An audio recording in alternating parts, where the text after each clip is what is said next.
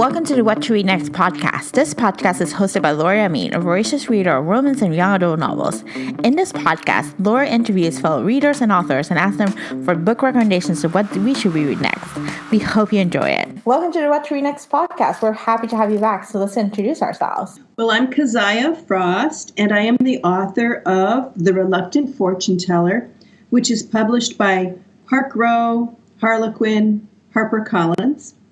And it was released in March of 2018, and this is my debut novel. And I am talking from my home office where there are 5 little dogs, so you might hear a yap or a yip, and that's what that's all about. I love it. And I'm Laura, and it's been a good reading month, although I have not read a lot of psychological thrillers, but I read historical fiction and lots of nonfiction this month. Now, Keziah, you're a published author, so let's talk about your journey to get your debut novel published. What was the process look like? What inspired you to write the story? Tell us all about it. Oh, I'd love to tell you all about it. Well, it started actually when I was in 5th grade, and I was having a lot of trouble with math, and I had a fantastic teacher that year. Her name was Mrs. Keene, and she was that kind of teacher. I think everybody gets one at some point in their life, who looks for the kids' strengths. She looks for a way to encourage and help. And so I was having a terrible time with math, but one thing that I did do a lot of that was getting positive attention was I was writing a lot of poems and stories, and she would have me come up to the front of the room and read my stories. And at first I was afraid to do it. I thought the kids would call me teacher's pet, but they didn't. They all leaned forward in their seats and they laughed at the funny parts and they looked forward to my coming up and reading in front of the class. But as I mentioned, math was not my thing at all, and my mother was very worried about it, and she went to talk to the teacher because my math level was very low. And Mrs. Keene, bless her heart, said, "Oh, your daughter doesn't need to worry about math because she's going to write wonderful books someday and entertain people." So from that day, my mother never nagged me about math again because a teacher who was an authority figure told her that she didn't have to worry about it. So as a result, I never tried at math again. And what I did was I put all of my attention into reading and writing. And that was a long time ago. And we have to understand, Laura, for me, it was like this was a contract with my 5th grade teacher that I didn't have to do the math, but I would have to write the book. And the problem is I never did write the books, and the decades started going by, and I still hadn't written the book. So as I got into my 30s, and then I got into my 40s, I started to get a little anxious, thinking, am I ever going to write this book? And finally, when I was in my 50s, I started writing my book. And it was really important to me because, like I said, it was a contract with that teacher who let me off the hook for math all those years ago. So that's kind of how it started, way back in 5th grade. But I really started writing in earnest only about 2 years ago. I got very serious about it. And I signed up for a class, an online class with Faber Academy UK. So it's in England. And I think I would advise anybody of your audience who would like to write a book, sign up for a class like that, like a novel writing class that might last 5 months or so, that will take you through the basic part of your work and will give you deadlines. That's the big thing, to have externally imposed deadlines. That was huge. Feedback from others was huge. And also I was in a local writers group and I was getting feedback from them. And that was very helpful too. So those are some things that I did that helped me actually complete the novel. Because I did try. When I was in my 30s and 40s, I did try. But I always just gave up because I didn't have these other elements in line. Which, again, I would say anybody who wants to write should have a writer's group, should be in a class, have these deadlines. Yeah. Yeah, I can imagine. I think that makes a difference. You accomplish something by knowing that there's a deadline, as opposed Yeah, to deadlines. Yeah, very much so. Yeah, you feel like a sense of responsibility that you have to do it, which, sometimes we don't feel that when it's just ourselves reading it. Mhm. So I'll tell you a little bit about the novel if you like, and how the idea came. Yeah, I would love to. Okay. Well, so I'd been writing a short story and sharing it with my local writers group at the library. And they said, your short story is too packed full of things going on. This really needs to be developed into a novel. You need more room for this. Hmm. So I was riding in the car with my daughter, Claire, and I was saying to her, I'd like to write a novel using these characters that are in my short story, but I don't know what to write the novel about. What would be the overarching plot Hmm. to get these characters into? And she said, I've got an idea. Why don't you write a novel about a fortune teller who doesn't believe in the fortunes, and yet they keep coming true? And I thought, oh, I think that's the idea. So, so I went to work on it. And so in the story that I'd been working on, it was all about older people. And I don't know why. I didn't decide to write about older people on purpose. Hmm. It was just, these were the characters that came, and this is how old they were. So they were in their 70s and 80s for some reason. I don't know why. It's just the age they were. And one was Norbert, and he was very quiet, unassuming in the background. People talk over him. Nobody notices him. And then there's Carlotta, and she's a big boss cow, and she's in charge of everything, and she's very controlling. And then there are several other characters too, of course. And I thought at first, okay, who would like to be a fortune teller? Carlotta, because she likes to tell people what to do. And then I thought, no, that would be too obvious. Let's take Norbert out of the shadows and make him be the fortune teller and let him develop. What would happen to him, even though he's 73 years old? How could he develop and change and grow if he's put in a brand new role like this that's so unusual to him? So this is my fortune teller. What happens in the book is Norbert has been an accountant all his life, very practical, responsible person, but he has been too generous to his mooching relatives, and he's given away a lot of money, and now he's very broke. And the ladies who are in his art group notice this. They're in his art league. So they come to his house and they have an idea. They want him to become the town fortune teller, and they'll teach him how to read cards. And he says, absolutely not. That would not be ethical. I don't believe in things like that. No way would I do that. But as you and your listeners can imagine, facts conspire to make him change his mind and consider it. So that's our starting point for The Reluctant Fortune Teller. I'm so excited. I have the book, so I'm planning to read it, and now I'm like curious to just pick it up. Like I need to read it. Oh, great. That's really nice to hear. That's awesome. So talk to us about the journey of getting polished, because it's something that not everyone gets to do. So I'm curious to hear, what was the process like? Did you get an agent? How did that whole process took place? You're right. Not everybody gets to do it. And I think a big part of it is persistence, Mm-hmm. really believing in your project and not giving up. That's a big part of it. And there must be luck involved. The stars must have to align. I'm not really sure. It still seems surreal to me that I actually got published. But the way I did it was, first I finished my rough draft. Mm-hmm. And I wrote a book of 60,000 words. I never thought I could do it. It took me about 9 months from the time I got the idea to take this character out of my short story and make a novel to the time I wrote the end Mm-hmm. on my manuscript. It was probably about 9 months, I think. And then came the challenge of figuring out how to get an agent. So I just researched online how to get an agent, just like anybody would do. I had no idea. I will say to all those aspiring writers out there, there's a great website that you should look at, and it is called hashtag MSWL. M as in Mary, S as in Sam, WL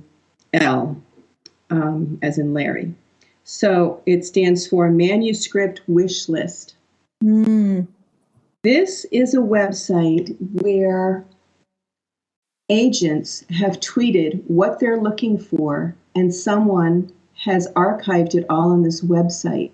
So you can go to this website and see who are the agents who are actively looking right now for what you have to sell, so that you don't waste your time or their time sending out your project to somebody that, maybe they only do children's literature, or they only do historical fiction or nonfiction or something like that. This will help you really streamline your search for an agent. So I recommend that. And then there's another website that would be very important for your listeners too, and that would be Query Tracker. On Query Tracker, you keep track of all the queries that you send out, because you will send out so many that you will forget when you sent them, who you sent them to. And so this is something that helps you keep track. And you have to really pay attention to what exactly agents are looking for. Some of them only want to see the first 10 pages. Some of them want to see the first chapter. So you have to pay attention, follow instructions. Also, the way you write the email, very important, because agents get so many unsolicited manuscripts and so many emails that they are basically going through, this is my understanding anyway, they're going through and looking for a reason to reject each one. They have to, because they get just thousands. Mm-hmm. So you don't want to give them any reason to reject it. So you don't want to make a mistake about their name. That's really important. You don't want to make any kind of mistakes in your email. And you want to let them know in the email how you found out about them, why you're sending it to them in particular. You don't want it to just be like, dear agent. You want it to be personalized to the specific agent. Mm-hmm. And you will probably send out 100 of these. They say don't give up until you've sent out at least 100. Mm. Which is why you need a website to keep track of it all. It's a lot. Yeah, I can imagine. A lot of persistence. A lot of persistence. And I was fortunate. I sent out 40, and I had some interest from a couple of agents, a few agents. But I chose the agent that I have because I just felt it, very much of a click with her. I really felt that she got my work, and that she was interested in working with me on making it better too. Mm-hmm. So not all agents want to work with you on making it better. Some of them don't do any editing, mm-hmm. But and I wasn't expecting an agent to do any editing at all. But actually, the agent that I have has a very good eye for that. But you can't count on that at all. You really have to get it as good as you possibly can and as perfect as you know how to do it. And then there's going to be plenty of edits and plenty of things that you're going to have to change or take out or move around, because no matter how perfect you try and get it, it's going to need improvement, of course. Mm-hmm. Yeah, I can imagine. How do you get published? How did it get published? Yeah. Yes, I forgot that part. Well, so then my agent, and I don't know if I mentioned her name. Her name is Danielle Bukowski, and she shopped it out to the different publishing companies, and this subsidiary of HarperCollins, which I mentioned before, it's called Park Row. They said yes. That's how it happened. I love it. That's amazing. Yeah. That's amazing. So it was like 2-year long process to get from the idea to the debut novel? I think it was even faster than that. It seemed very fast because I think it was about 9 months for me to write it. And then all of the edits, including what I did with the agent and then what I did with the publishing company, that all took about 6 months, I think. If I remember correctly at this point, it was kind of a whirlwind for me. And so, I guess it was about 15 months of that. And then, I think the publishing date, I'm not really sure how long it took, but it was less than 2 years ago. Now, the book came out in March.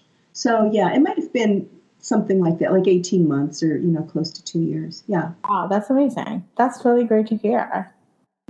Thank you. I'm pretty excited still. Yeah, I can imagine. That's not exciting. It's like you had a published book. That's something to be proud of. Thank you. Thank you. And I really am. You know what the best thing is, too, is when you hear back from people who have read it and they liked it or they loved your main character. Or I think one of the emails I got back that touched me the most was somebody said she'd been going through a very hard time in her life, and she picked up that book and it made her laugh and smile and helped her get through it. And that really means a lot. Yeah, I can imagine. Mm-hmm. Now we want to chat all things book with you. So what is your go-to genre? That is, that's a tricky one. I don't know if I could say one. Okay. I like literary fiction a lot. Okay. I like funny books, Laura. I'll tell you, I really like if an author can make me laugh, I give that author high marks. I really think it's much easier to scare people maybe than it is to make them laugh. It's much easier to give people a creepy feeling in writing than it is to make a successful joke or a laugh line. And I do like thrillers, too. I like the domestic thrillers. Mm-hmm. But I think even more, I like a book that can make me laugh. And it can be a book that has elements of mystery or thriller or literary or what have you. But if it can make me laugh, that just means a lot. So, one example, I would say, here's a recent book that's one of my favorites, The Rosie Project by Graham Simpson. Mm-hmm. That is a very funny book, and it's an important book. It's very popular, The Rosie Project. It's about a man who has Asperger's syndrome. So, of course, socially awkward, can't really figure out the social thing very well. And it's he decides he needs a wife, and how is he going to go about that when he has no social skills? Mm-hmm. And it's not a book that makes fun of him in any way. When I say it's funny, it's not mocking funny, because you are completely, as you're reading it, you're completely empathetic with the character, and you're laughing in understanding, you're laughing in appreciation of how hard everything is for him. You're laughing at how he doesn't get things that other people get, but it's not in a way that makes him less than. It's in a way that you're appreciating him because you get him. You get the way he thinks. So it really increases your empathy as a reader to help you understand what it would be like to have Asperger's. I think it's a very good book. Yeah, that's a really good book. So what are some of your other favorite books? Interesting question, because when I wanted to write a book, I thought, okay, I need to pick a genre. What genre would I write in if I wrote a book? And I didn't know. And so I went around my house and I gathered up all of my favorite books and put them on one shelf so that I could look at them and figure it out. And I found a very funny thing, which is a lot of the books that I really like are almost 99% British, which is funny because I'm American. And so many of them are from the 1930s, which is really strange. And I never consciously chose books that were British or the 1930s, but I can see a clear pattern. I'm looking at the pile of books on my shelf right now, and it's pretty easy to see that that's kind of that's kind of where they fall. It's not all of the books.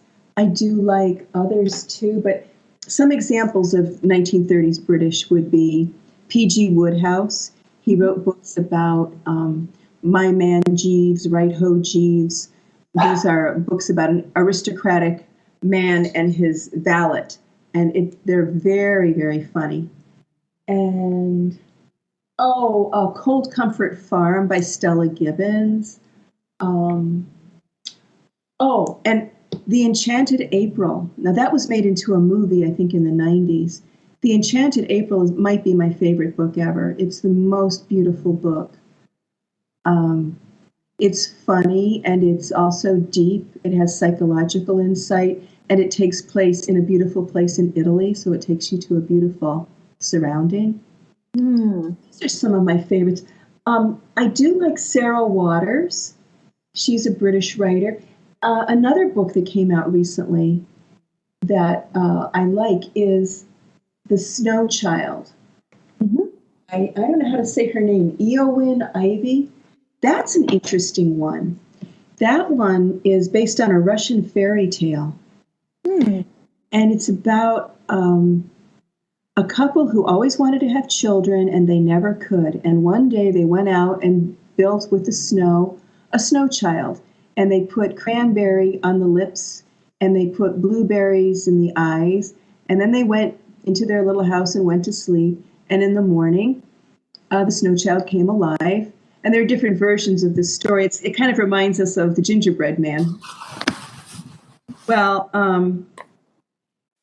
this author has written a version of this fairy tale that takes place in Alaska in the 1920s, I believe. And it's magical realism. And it is so interesting because she is able to bring in this snow child, and you're never sure if you're supposed to believe that the snow child is real, or if you're supposed to believe that they're hallucinating, or if you're supposed to believe that it's metaphorical. You never quite know because the author has such a delicate touch with it all. That's a really interesting book. I may pick it up. It's very good. Yeah. So what have you read in the past month, and what did you enjoy about each book? Well, let's see. The Hypnotist Love Story is a really good one. Now, that's by Leanne Moriarty, and I think everybody loves Leanne Moriarty. Anybody who reads her loves her. She's Australian, and I think the first book she wrote, or at least the first one I knew about, was called What Alice Forgot. That is funny and fascinating, and she tends to write about people who are in their, I would say, 30s. Yes, something like 30 to 45, that range. So there's a lot about young moms and neighborhoods and things like that. And she has a lot of humor, but there's also suspense, and there are also real life social issues. So, but the Hypnotist Love Story I really like because, you know, the hypnotist in the story is a woman who has this beautiful office with big windows looking out on the ocean in Australia. And one day she gets this new client, and she's going to, you know, work with her with hypnosis. And it turns out that this new client is actually the ex-wife of the man that the hypnotist is dating. The hypnotist doesn't know it. She thinks this is just a client coming in off the street. But this woman wants to get into the hypnotist's office because she wants to know who is this woman that her ex-husband is dating. She wants to find out about her. So you begin to get a very creepy feeling that something very bad is in the works here because this woman seems a little bit, I don't know, maybe not very well balanced, you know. And And eventually, the hypnotist finds out that this new boyfriend of hers is being stalked by his ex-wife. And still, the reader knows that the hypnotist has already met the ex-wife, but the hypnotist doesn't know it yet. So Leanne Moriarty does a very good job of building the suspense and letting you know things just as you need to know them. She's really good. So I like her a lot. Another book I'm reading is Pride and Prejudice. And, yeah. Have you ever read that one? Yes, I have. And I read quite a few retellings. It's one of my favorite tropes is the retelling of Pride and Prejudice. Yeah. What retellings have you read? There's Pride. There's a Curtis Sittenfeld retelling. She wrote a retelling. There's one as a debutante format. I think it's a debutante season. I think. There's quite a few. There's from YA. There's actually diverse reads. There's grown up Pride and Prejudice. So yeah. Oh, I had no idea. Yeah, there's been quite a few retellings for that story. It's a really great story. Bridget Jones's is a retelling of Pride and Prejudice. So. Yes, that's very interesting. I keep trying to get through Pride and Prejudice, and I don't know why I'm not finishing it, because I like it. When I'm reading it, I'm laughing. But I am finding that I read other books while I'm reading it, so it's kind of a slow path for me. But when you talked about retelling, do you know about the book Jane Steele by Lindsay Fay? No, what's the book about? You will love it because you like the retellings. This is based on Jane Eyre by Charlotte Bronte. Ooh. Oh, yes.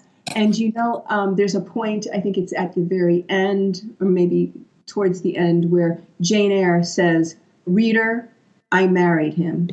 Well, in this one, Jane Steele says, "Reader, I murdered him." So Jane Steele, instead of going through life being a victim of all these awful men in Victorian life, and men who were so entitled to be so awful to women, she just murders them one after the other. And I know it sounds awful to laugh, but it's very much that dark humor, and it's very funny, and you are cheering the murderess the whole way. You were just thinking, because she makes these awful people so awful that it's quite all right with you, and she pushes them over a cliff or whatever she does. So it's written in the style of Jane Eyre.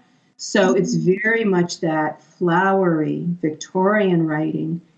And I think it's a really good book. Jane Steele by Lindsay Fay. You got so many book recommendations. I love this podcast for that reason. So, one of my favorites recently, I don't know if you read The Woman in the Window by A.J. Fynn? No, it's been buzz about it, actually. I heard it for some time. So much buzz. I actually listened to it rather than read it. Okay. But the narrator in the audio version is great. And oh my gosh, was that suspenseful, well-paced, well-written? I thought. I mean, I was completely captivated by that book. Yeah. So I would recommend The Woman in the Window by A.J. Fynn. What else have I read? Another one for funny books. I don't know if you know Amy Sedaris. Everybody seems to know David Sedaris, her more famous brother. Yeah. But Amy Sedaris is extremely funny, and she's written a couple of books. And one of them is called I Like You. And it's very funny. It's like a hostess kind of book, and how you should serve things and how you should make people comfortable in your home. But it's ridiculous and hilarious, and there's lots of pictures in it, and there's recipes in it, and I don't know. I just think it's a really amusing book. I love me some recipes. That's awesome. And of course, Eleanor Oliphant is completely fine. Yeah. That's another Buzz book, isn't it? Yeah, that's another best book, but it's amazing. I Oh, love you read it. Did you read it? Yes, I did. I read Eleanor. She's great. She Um, is great. yeah, it's one of those things that was like she's so open and she's so honest about the things that she says. She has like no filter. It's amazing. Yes. Yes, that one gave me a feeling very much like the Rosie Project, Mm-hmm. where you are laughing, but it's not a cruel kind of mocking laughter, laughing at the character at all. You're identifying with her and cheering her on and, hoping that she does well the whole time. Yeah, Yeah, Eleanor Oliphant is very good. Very well written, I thought. Yeah, so that's a good one. Another one, Girl Waits with Gun. mm-hmm. That is by Amy Stewart, and she has a series out. And I think the first one is Girl Waits with Gun. Mm-hmm. And it's based on a historical family of three sisters around the year 1910. And it's well researched, it's intelligent, but at the same time, it's entertaining, it's funny, it's quick paced, it's satisfying. So I would recommend Girl Waits with Gun as another book that's recently come out. Well, actually, she's got, as I said, it's a series. So now, there's later books in the series that have come out. But I really admire her as a writer, very much so. I love it. These are great book recommendations. That's awesome. Mm. And what about you? What are you reading? So I'm reading Robert Galbraith. I don't know how to say his last name. Which is JK Rowling's book series. I'm Oh, reading The Cuckoo's Calling. I just started this week. oh, what do you think so far? So far, I have no feelings. It's not Harry Potter. And I knew that coming in, so I'm not expecting Harry Potter. I'm Yes. waiting for the story to grab me. I heard the books are really good, but I'm waiting for the story to just kind of like grab my attention. It's just not. It hasn't gotten me, but I'm only less than 10%, so I just started. Yeah, that's such an interesting thing, isn't it? J.K. Rowling writing something besides Harry Potter, and she's writing something very, very different, isn't it? I Yeah, mean, it's about a detective. It's about a murder mystery. So it seems to be in line with the theme of autumn, where it's like, mystery thrillers and whatnot. So I'm looking forward to it. so it's all about adults then, is it? It's Yeah. not kids. Yeah, there's no magic, there's no muggles, there's no Hogwarts. It's a straight up adult set in London of a detective trying to figure out a murder mystery. Now, here's something I wonder, Laura. If you would read that book and not know that it was J.K. Rowling, which of course it's impossible because now you can't not know it because you know it. But if you could imagine this book just comes across your desk and you read it, how would that affect your feelings about it as opposed to knowing, oh, this is what J.K. Rowling is doing now? You know what I mean? It Yeah. does it kind of like, is there an inevitable disappointment that it's not Harry Potter? No, I don't feel disappointed it's not Harry Potter. I'm kind of like curious to hear. I think I'm more willing to invest the time now because this book is like 500 pages. So there's an investment in time for this book that I probably wouldn't do for any other new author to me. If it's Mm-hmm. an author to me and it has like a 600-page book, I need to actually have some reviews behind it to tell me that's worthwhile the time because it's an investment. I read for I keep count of how many books I read. So I like to read more books than normal. So I think so if I'm reading a 600-page book, that could take away from for a 300-page book or a couple of 200 to couple of books that I could have read. So it's one of those things where I have to look at reviews and see if it's worthwhile. But the reviews for this one, people have raved about it. So I'm curious to see what it's all about. Yeah, so you have confidence in her because were you a Harry and are you a Harry Potter fan? Yes. Yeah. Yeah. So then you have confidence that she can pull it off. She can create a great story with a great pace, great characters, great payoff. Yeah, I think that's what it's an author that, one of my favorite book series is Harry Potter, so it's like I know it's a trusted author. I think just kind of like going with it. It's not her series, it's a different series, it's a different genre all itself. It's not young adult, middle grade, chapter books. It's actually an adult series. It's very brave of her to branch off. I can certainly see why she chose another name. Do you happen to know?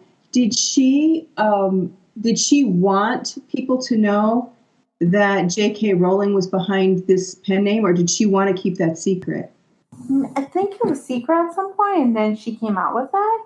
Mm-hmm. But it's touted as in the synopsis, it says it's J.K. Rowling's pen name, so it's not a secret anymore. It's not a secret anymore, no. The synopsis, like J.K. Rowling writing as Robert Galbraith, or however they say his last name. But I know because she didn't have a good success writing, she wrote an adult book under J.K. Rowling, and it didn't do well. Like people complain about it and bitch about it. So I think in some ways she tried to use a pen name, I think, to kind of like separate from the identity of Harry Potter. Mm-hmm. Yeah. Well, I'll be very interested to hear what you finally think when you finish it, because I don't know if I would pick up a 500-page book. I rarely do that. I'm, like you, maybe for a different reason. You read an incredible amount of books every year. I mean, much more than I do. I think I read maybe 1 or 2 books a week. I think you, in a week, you probably read 5, or I don't know. You read a lot of books. Yeah, right now I'm reading about 2 or 3 books on average, but there was one point I was reading 6 or 7 books a week. So, Wow. yeah. So it just a matter of like, how fast and how much and stuff. My average has slowed down because I've read different genres, so it's just shifted. But yeah, I used to read a book a day. That used to be my thing. Wow. That's a lot of books. I don't really like books that are doorstoppers, as they call them, these 500-page books. I don't, because I don't think I have the attention span or something to stick with a book that long.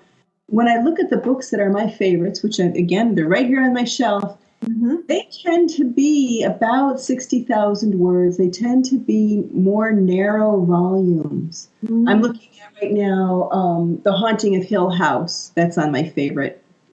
The Haunting of Hill House by Shirley Jackson, which is a great book to read around Halloween time. That's a narrow book. Most of the books that I love are just narrow books, because I think so many books seem too long to me. I get into about 2/3 or 3/4 of the way, and I go, okay, now it's getting padded. Now we're just filling in. I get the idea. Stop repeating yourself. Let's get to the end. That's how I usually feel when I'm reading a book. So I don't know. For Charles Dickens, I do it. For Charles Dickens, I will read a doorstopper, but it's hard for me to pick up a really thick book and stick with it. Yeah, I think for me, it has to become recommendations. I think the next doorstopper that I'm reading is Pachinko. And I heard really good recommendations from Bookstagram, but I've heard really good recommendations from one of my good friends. So a lot of times it just depends on the recommendations. If they're telling me it's like a must read, then I'll pick it up. But if it's not, if I'm hearing mixed reviews, then I'm probably not going to pick it up. Yeah, Pachinko. That's a book that I feel like I should read too, because people are saying they love it. Yeah, it won quite a few awards, which is kind of awesome. So. Yeah, maybe that should go on my to be read pile. My to be read pile is crazy, Laura. I mean, I have so many. It's making me nervous, actually, as I'm looking around my office right now at the to be read piles. So now I used to have them in order of in what order do I want to read them? I want to ask you this.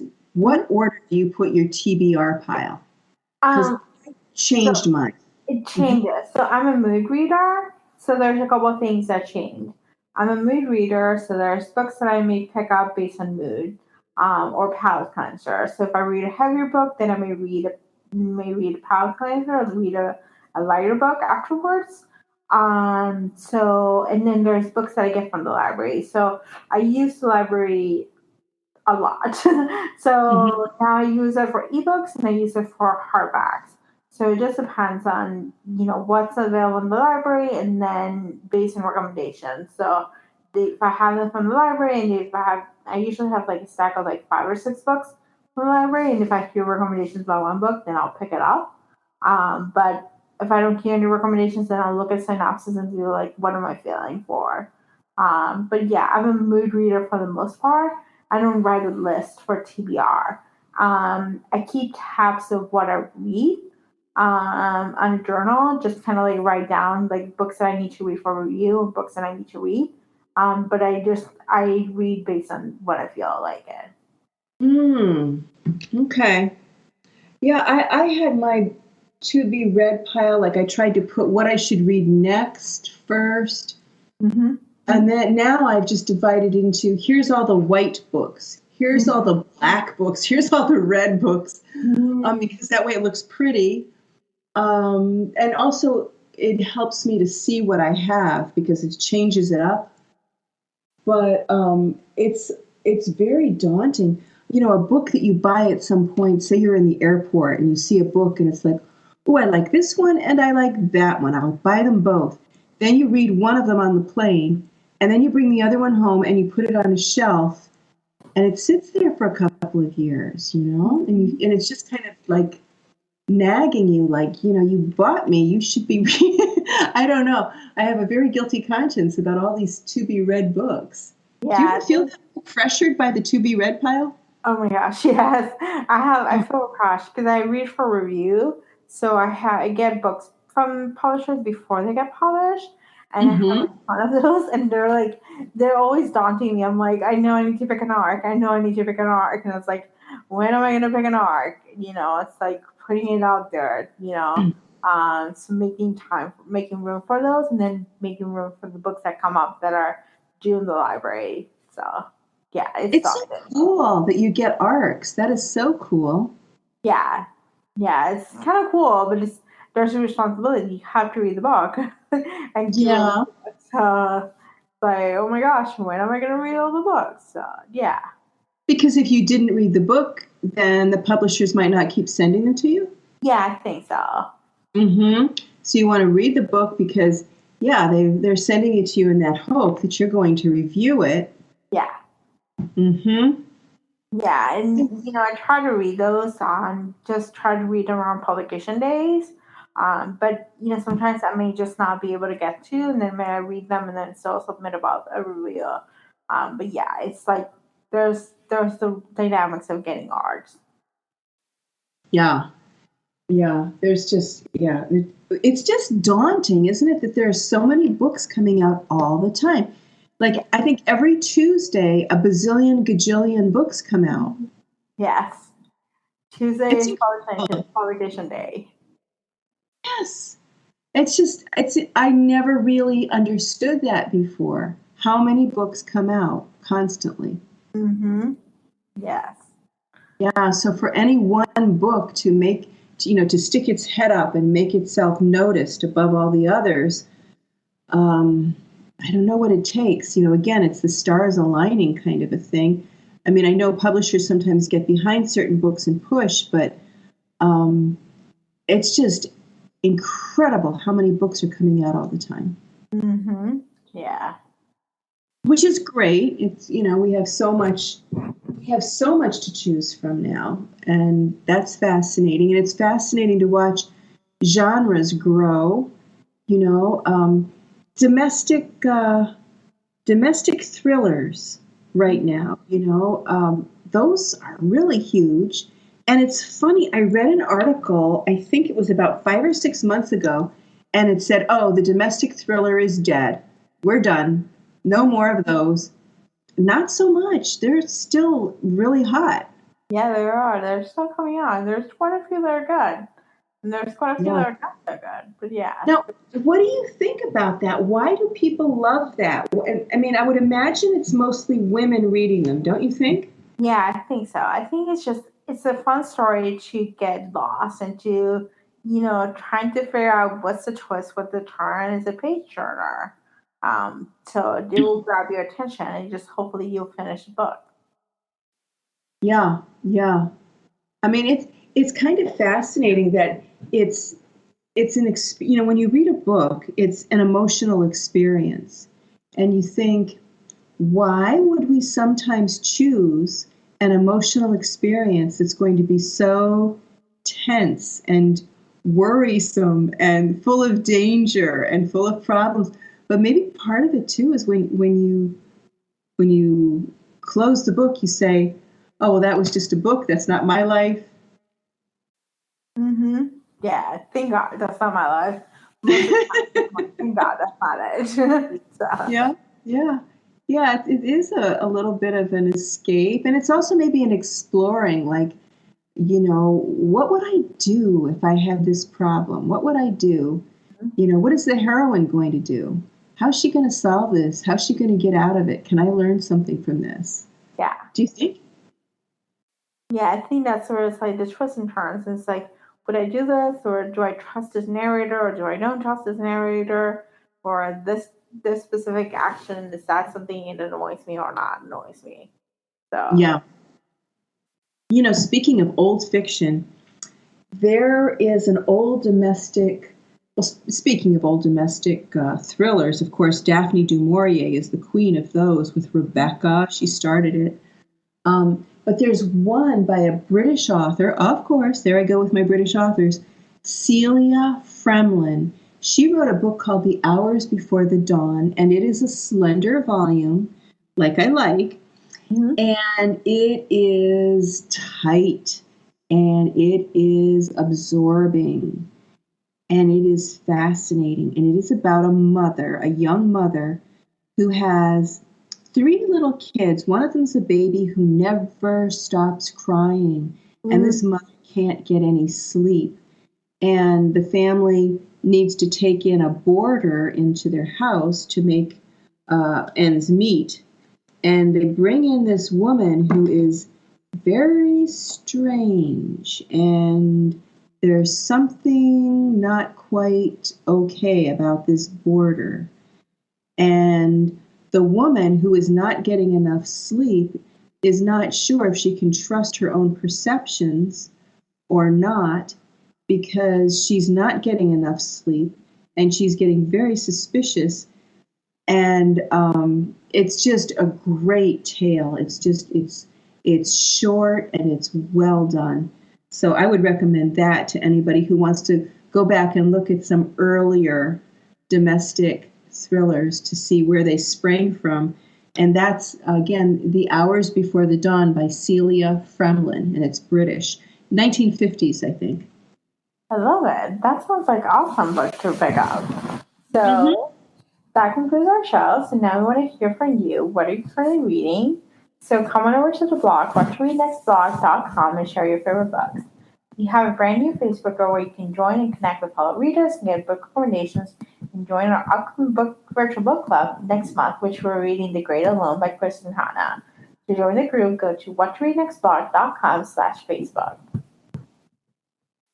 And thank you so much for listening to this podcast. I had so much fun, and we'll be back in a month with a brand new episode. And in the meantime, if you enjoy this podcast, please consider leaving a review on iTunes. This will help get this podcast discovered by a new audience. Thank you so much. I hope you have a fantastic day.